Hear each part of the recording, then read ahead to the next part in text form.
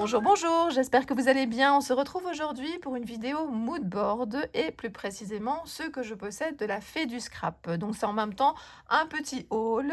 Je vous rappelle que j'ai fait une vidéo mood board il n'y a pas longtemps. Je vous mettrai le lien sous la vidéo où je vous présentais notamment ceux que je possédais dans d'autres marques, comment je les rangeais et où je vous parlais notamment du répertoire que j'ai fait également ici pour ceux de la fée du scrap. Donc, je vais vous montrer ça d'un petit peu plus près. Alors, il y en a certains qui sont déballés parce que justement, ceux-là, je vous les ai montrés dans une vidéo précédente. Je vous refais un petit peu le point de ce que j'aime beaucoup dans les moodboards de la fée du scrap. J'aime beaucoup le fait que vous ayez d'abord la marque ici au-dessus, donc on sait de quelle marque c'est, qu'on puisse les attacher ensemble avec un anneau. Alors là, je l'ai retiré, mais en attendant de faire mon rangement, comme j'avais fait pour d'autres marques, je les avais attachés avec un petit anneau comme ça. Et puis, ce que j'aime vraiment beaucoup, mais que je n'avais pas vu au début, c'est ce que je vous avais dit, c'est qu'il y a un numéro au-dessus. Donc, un numéro, ça permet de savoir facilement ce qu'on possède quand on repasse une commande. Je trouve ça vraiment top. Alors, donc, il y en a quelques-uns qui sont déballés. Il y en a d'autres qui sont comme je les ai reçus. Et donc, ce que je voulais repréciser, c'est que vous avez toutes les parties centrales. Donc, vous avez l'entièreté du plastique, même les découpes qui sont à l'intérieur. Ça peut servir pour faire des créations. Donc, c'est pas mal. On va essayer de trouver comment faire avec ces différentes petites parties. Alors moi, ce que je vous propose, c'est que je vais les déballer. Je vais aussi, alors contrairement au rangement que je vous avais montré pour Sagapo Scrap, où là, comme il y avait une fiche de présentation du produit, eh bien j'avais mis à l'arrière. Ici, ce que je vais faire, c'est que je vais essayer avec du papier noir. Donc le même rangement que mes moodboards précédents, mais avec du papier noir pour que ça ressorte. Et quand je vais les mettre à l'intérieur, je vais vous donner la taille des différentes cases. En fait, ça m'a été beaucoup demandé, c'est que parfois on n'arrive pas forcément à s'imaginer la grandeur des cases et c'est vrai que souvent pour les produits, moi je vous mesure et comme ça vous avez un ordre de grandeur. Donc je me suis dit, puisque cette fois-ci c'est une vidéo où je vous montre simplement ceux que j'ai de la fée du scrap, enfin il y en a déjà beaucoup, hein, je pense que j'en ai 16, eh bien je vais vous les montrer un à un. Je vais vous montrer aussi la fiche, l'inventaire de ces différents moodboards. Je vais vous réexpliquer aussi comment j'utilise cette fiche. Et voilà, je vous montre ça tout de suite. Avant de les déballer, je vais vous montrer l'inventaire. Donc, je l'ai en format A4. Pour l'instant, je n'ai noté les numéros que de ceux que je vous avais montrés très rapidement dans la vidéo précédente. Mais je vais venir rajouter les autres numéros qui sont présents sur le moodboard. Je l'ai également fait en petit format puisque je vais le découper en deux et que ça va me servir de couverture à mon petit album où je vais ranger mes moodboards. Je trouve vraiment ce principe très simple. Ça nous fait un peu une table des matières. Et puis, comme je vous ai expliqué dans la vidéo précédente, ça sert de table des matières en fait à l'avant du petit cahier. Mais cette fiche-là, quand j'aurai mis les autres numéros, je vais la plastifier puis je vais la garder près de moi. Et quand je vais chercher justement, quel moodboard est-ce que je peux utiliser, eh bien, j'aurai cette fiche près de moi. Je ne serai pas obligée de prendre mon cahier qui sera un petit peu plus loin. L'avantage aussi, c'est que je trouve qu'on peut facilement comme ça manipuler pour voir un petit peu qu'est-ce que ça peut donner dans tous les sens. Donc voilà, en tout cas, moi, ça fonctionne. J'ai besoin d'avoir comme ça l'inspiration tout près de moi, rangée dans un petit classeur et qui répertorie un petit peu tout ce que je possède. Donc voilà, donc ce que je vais faire, je vais compléter les numéros qui me manquent. Je vais découper en deux cette fiche pour venir faire la couverture, en tout cas le début de où je range les moodboards de la fée du scrap. Je vais les déballer, les ranger et nous allons regarder et mesurer ensemble. Je vais vous montrer où j'en suis arrivée. Comme dans la vidéo précédente, j'utilise ce petit cahier de présentation format A5. L'autre fois, j'avais utilisé celui avec 60 pochettes. Ici, c'est le 40 pochettes. Je vais sûrement mettre ici fait du scrap, mais je ne l'ai pas encore fait. J'ai mis les différents numéros. Celui-là, il est un petit peu à part. Je vous en parlerai sûrement dans une autre vidéo. Celui-ci, il n'y a pas de numéro. Alors, je vais vous montrer quelques petites choses que je me suis rendu compte en mettant les numéros. C'est que, par exemple, ces deux-là, il n'y a pas le trou. Donc, si vous voulez accrocher avec un anneau, comme je vous ai parlé tout à l'heure, eh bien, il faudra faire le trou vous-même. Et alors, celui-ci, je me suis rendu compte que je n'avais ni trou ni numéro. C'est peut-être parce que c'était un un des premiers, je ne sais pas. Mais voilà, c'est pas très très grave. Je peux regarder sur la commande sûrement pour retrouver le numéro parce que je me suis rendu compte qu'en regardant sur un des autocollants qui était sur un des paquets, ce numéro correspondait vraiment à la référence du paquet. J'essaye de vous retrouver, mais je pense que j'ai déjà retiré l'emballage, donc je ne saurais pas vous le montrer. Mais voilà. Alors, ce que j'ai fait aussi, c'est que j'ai coupé mes feuilles noires en deux. Donc, comme ça, j'ai format A5. Ça me permet comme ça de mettre ici, de faire le fond. Alors, contrairement à dans la vidéo précédente, je ne vais pas mettre le dessin d'un côté et le pochoir de l'autre côté, mais je vais utiliser le recto verso. Donc, je vais chaque fois mettre, vous voyez, un devant et un derrière. Ce que je voulais vous montrer aussi, c'est que peut-être que vous vous demandez pourquoi j'ai choisi cet ordre-là pour ranger mes pochoirs, mes mood boards. Alors, ça n'avait rien à voir avec les numéros, vous le voyez bien. D'abord parce que je n'avais pas vu au début qu'il y avait des numéros quand j'ai passé la commande et quand j'ai préparé ça en attendant qu'ils arrivent. Mais par contre, je me suis basée sur le nombre de cases qu'il y avait. Donc, vous voyez, j'ai mis, là, il y a 3 cases, 4 cases, 4 cases. Là, on passe à 5 cases. Donc, c'était plutôt par rapport au nombre voilà, d'intersections, au nombre de séparations que j'avais sur les différents mood boards. Voilà, je vais continuer à les déballer. Je vais vous les présenter chaque fois sur un papier noir et je vais mesurer avec vous pour que vous ayez une meilleure idée de ce que vous pourrez faire avec. Voilà, j'ai sorti tous les mood boards, je les ai mis sur du papier noir pour qu'on voit bien les différentes formes. Je vais mesurer avec vous, comme ça vous vous rendrez mieux compte de ce que ça donne.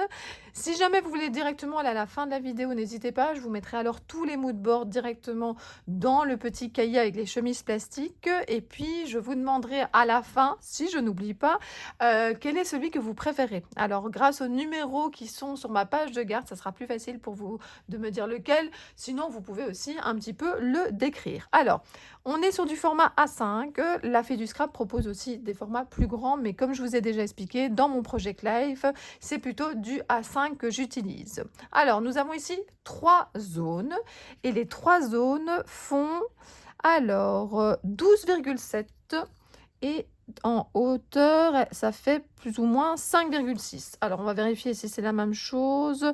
Oui, on est à 5,6 aussi. Donc, voilà, c'est 3 fois la même case. Donc, comme ça vous donne une idée. Moi, je trouve que pour faire 3 petites compositions comme ça, l'une au-dessus de l'autre, c'est vraiment assez sympa. C'est assez basique, hein. Peut-être que certaines personnes me diront « Oui, mais je peux le faire sans le pochoir ». Oui, mais comme moi, j'aime bien utiliser des techniques où il faut le pochoir pour protéger les zones et que j'ai pas vraiment le courage d'aller mettre du washi tape et de protéger, etc. Voilà, j'ai fait l'investissement, je suis sûre que je m'en servirai plein de fois. Donc voilà, ça c'est le 507. Ensuite, celui-ci, c'est celui qui n'avait pas de numéro. Nous avons 4 zones. 2 zones, je suppose, de la même dimension.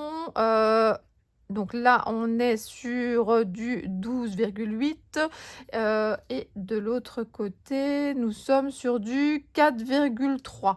Je vais vérifier ici si on est aussi sur 4,3, oui, plus ou moins. Et alors, les 2 cases qu'on a ici, on est sur du environ 6 cm. Et de l'autre côté, nous sommes sur du 8,4. Alors, suivant. De nouveau 4 zones. Oh, je suis trop contente de les redécouvrir. Et je vous dis, sur du papier noir comme ça, je trouve que ça donne encore autre chose. Et à nouveau, ça me fait penser à mon Project Life. Et je m'amusais vraiment beaucoup avec. Donc, je vais continuer. Mais cette fois-ci, ça sera dans une pochette complète et pas avec des séparations. Donc, on a une bande ici qui fait 4,8 sur presque 19 cm. Et puis ici, nous sommes chaque fois à 7 cm. Et en hauteur, nous avons une fois 8,5. Ici, c'est 4,2. Et ici, c'est 4,2 aussi. Voilà. Donc, une composition. Ouais, non, ça m'inspire vraiment beaucoup, beaucoup, beaucoup. Ensuite, nous sommes avec 5 cases. 5 cases, quelles sont les dimensions des 5 cases? Alors déjà, ici, j'ai l'impression qu'on se rapproche un petit peu puisque je les ai à la suite. Vous voyez, donc là, déjà, c'est la même case qu'ici. Voilà. Ici, les petites, c'est la même case aussi que je viens de vous mesurer, comme ça. Et puis alors, la longue ici, elle est divisée en 2. Donc, elle fait la même largeur, c'est-à-dire on est à 4,8. Par contre, en hauteur, on est à 9 centimètres. Et je suppose que l'autre, ça fait 9 centimètres aussi. Donc, voilà. Ensuite, ici, nous avons 6 cases, une grande. Alors, je vous rappelle toujours hein, qu'il ne faut pas hésiter à tourner et à regarder, par exemple. Oui, ça, c'est très, très joli, mais ça peut être sympa aussi de l'avoir de ce côté-là. Alors, moi, c'est pour un Project Life, hein, mais rien ne vous empêche de faire un petit cadre et de faire comme ceci. Je trouve que c'est vraiment très sympa de voir toutes les possibilités qu'on a. Alors, oui, c'est un petit investissement au départ, mais on peut faire plein de techniques avec. On peut l'utiliser de plein de façons. Et voilà, même je pense que quand le phénomène un petit peu de mode du mood board sera passé, voilà, ça continuera dans la lignée de ce que j'aime faire dans mon Project Live, donc je continuerai. Alors, la grande case fait environ donc 12,7 et en hauteur 12,7 sur, nous sommes sur 9,8. Alors, en hauteur, ici, on est à 8 centimètres. Donc, pour les cases, 8 centimètres sur 3,7. Et là, plus ou moins 3,5 sur 3,5. Ouais, un petit peu plus que 3,5, 3,7. Alors, je sais que ça prend du temps de mesurer, mais en même temps, ça nous permet, comme je vous avais dit, de les redécouvrir. Et moi, je me suis posé la question pour plusieurs mood boards comme ça, de quelle taille, finalement, sont les différentes cases. Donc, voilà, avancez un petit peu. Mais n'hésitez pas à me laisser un petit message hein, si jamais vous quittez la vidéo maintenant parce que les dimensions ne vous intéressent pas. Donc là, on est sur du 6 cm sur 6 cm, je suppose. Ah non, 5,5. Ça me semblait carré, mais non, c'est rectangulaire. Donc 6 cm sur 5,5. Ensuite, nous avons ici 4, donc là c'était 6 cases. Ici, nous sommes à nouveau 6 cases, mais différentes. Ici, on est 4 cm sur 4 cm. Et ici, c'est... on va dire 7,8 sur 9 cm. Alors là, c'est un petit peu plus spécial, entre guillemets, puisqu'on a comme ça cette imbrication des deux rectangles que je trouve assez sympathique. À nouveau, celui-là, il faut vraiment se l'imaginer. On peut faire ça.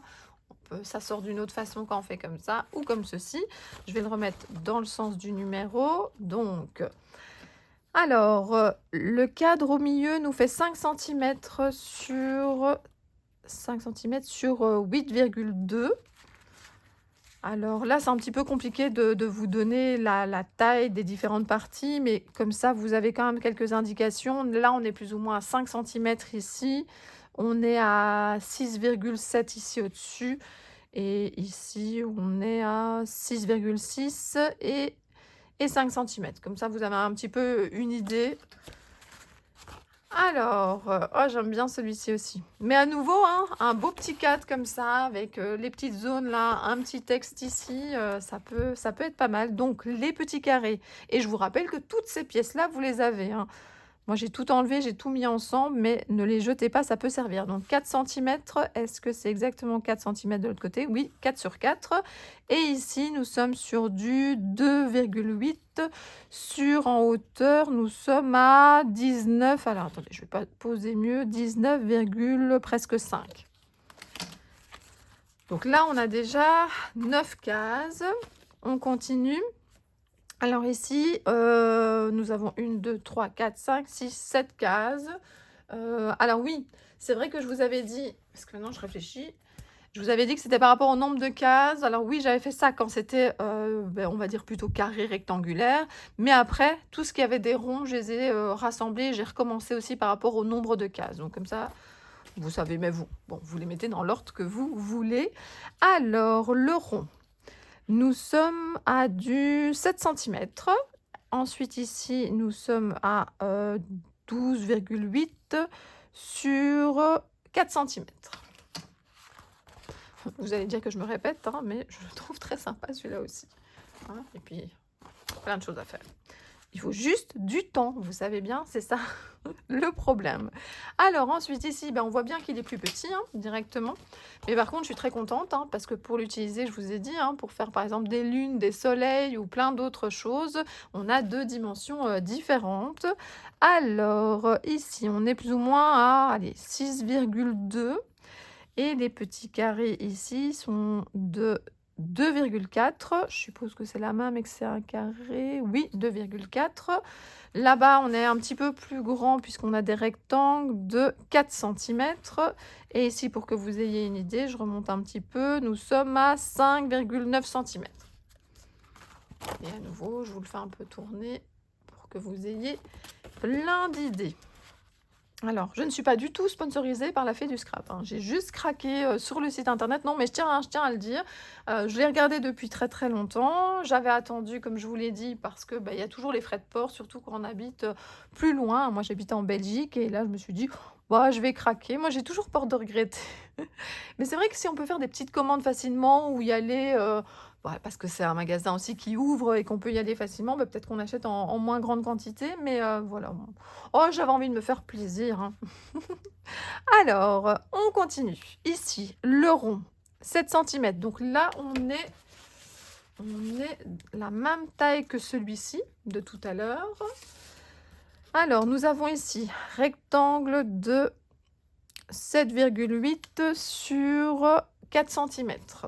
Et le carré, on est sur 4 centimètres sur 4 centimètres. Et là, comme ça, vous avez une idée aussi. On est à 4 centimètres aussi ici pour les petites barres. À nouveau, ne pas hésiter à regarder tout ce qu'on peut faire avec. Puis, je vous rappelle, on peut aussi prendre juste des parties, hein. On peut tout à fait utiliser juste ça et en faire une carte, par exemple. Non, je suis fan des mood boards. Alors, suivant, nous avons plein de petits ronds. Alors, de nouveau, c'est chouette. On a un diamètre différent, comme ça, on pourra les réutiliser pour d'autres choses. 4 centimètres. Ici, je suis à 7,8. 7,8 et dans l'autre sens, nous sommes à 4 centimètres et ce grand rectangle est de 9 centimètres. À nouveau, je vous montre différentes positions. Hop. Alors, je continue. Ici, 3 ronds. Alors là, on est peut-être dans le même diamètre. Oui, je pense qu'on est à 4 centimètres. Hein. On est pareil. Voilà, 4 centimètres. Et puis, nous avons ici, nous sommes à 12,8 comme d'habitude. Et puis, 4 centimètres. 4 centimètres. Et ici, ça nous donne 6 centimètres. Je pivote un petit peu pour vous montrer. Donc, on a ceci comme ceci. Voilà, j'essaie de ne pas avoir trop de reflets. Comme ceci et comme ceci. Et à nouveau, on peut faire des petites compositions séparées. Et pour terminer, le rond ici doit sûrement être de 4 centimètres. Voilà, nous sommes un peu sur les mêmes grandeurs que là, 7,8. Là, c'est 4 centimètres sur 4 centimètres. Là, on est de nouveau à mon 12,8. Voilà, on retrouve les 20 dimensions et c'est pas mal parce que quand vous avez comme ça deux l'un à côté de l'autre, si vous les mettez dans un Project Life ou même que vous voulez faire une composition, une grande composition comme ça, c'est vraiment très sympa d'avoir les mêmes dimensions. Et bien voilà, je suis très contente d'avoir regardé ça en détail avec vous. Maintenant, je vais les glisser dans mon cahier et je vous montre ça tout de suite. Avant de mettre dans la pochette, je voulais quand même vous montrer ce que ça donnait avec un anneau. C'est quand même assez sympa pour ranger. Si vous n'avez pas envie de mettre comme moi dans un cahier avec des chemises plastiques, il vous suffit d'avoir comme ça un petit crochet près de vous et de pouvoir les accrocher. Donc voilà, c'est encore une autre solution. Moi, pendant très très longtemps, je vous en ai parlé dans la vidéo sur le rangement de mes pochoirs. J'avais accroché comme ça beaucoup de pochoirs les uns aux autres et ils pendaient à côté de moi. Et puis finalement, j'ai trouvé que c'était un rangement qui me convenait moins. Donc voilà, c'est à chacune de voir ce que vous préférez. Maintenant, je vais les mettre dans mon petit livre, comme ça vous verrez ce que ça donne. Voilà, ils sont tous dedans, donc n'hésitez pas en commentaire à me dire quel est celui que vous préférez, si vous vous êtes déjà lancé dans les mood boards, enfin voilà. Mettez-moi quelque chose sous la vidéo, ça me fait toujours plaisir. Le petit pouce vers le haut, ça encourage aussi à continuer. Alors, donc voilà, je vous rappelle un petit peu, les numéros si jamais vous voulez mettre un commentaire et voilà ce que ça donne. Alors oui, ça dépasse un petit peu. Ça m'était déjà arrivé dans un album comme ça où j'avais mis des pochoirs, mais moi ça ne me dérange absolument pas et je trouve, comme je vous avais dit, que le noir fait vraiment bien ressortir. J'ai fait un recto verso. Alors oui, vous avez un petit peu de reflet, mais voilà, c'est un petit peu difficile de faire autrement. Je les reparcours rapidement avec vous, mais c'est pour que vous voyez ce que ça donne. Et voilà, moi je trouve ça très très bien. En tout cas, ce rangement-là me convient. Et puis je trouve que ça donne même des idées de composition pour mettre, l'un en face de l'autre. Donc, voilà, mais j'espère que ma vidéo vous a plu. J'espère que, bah, vous aimez ce support mood board et que vous allez nous en montrer plein sur les réseaux sociaux. Moi, en tout cas, je vous dis à très bientôt. Bisous, bisous!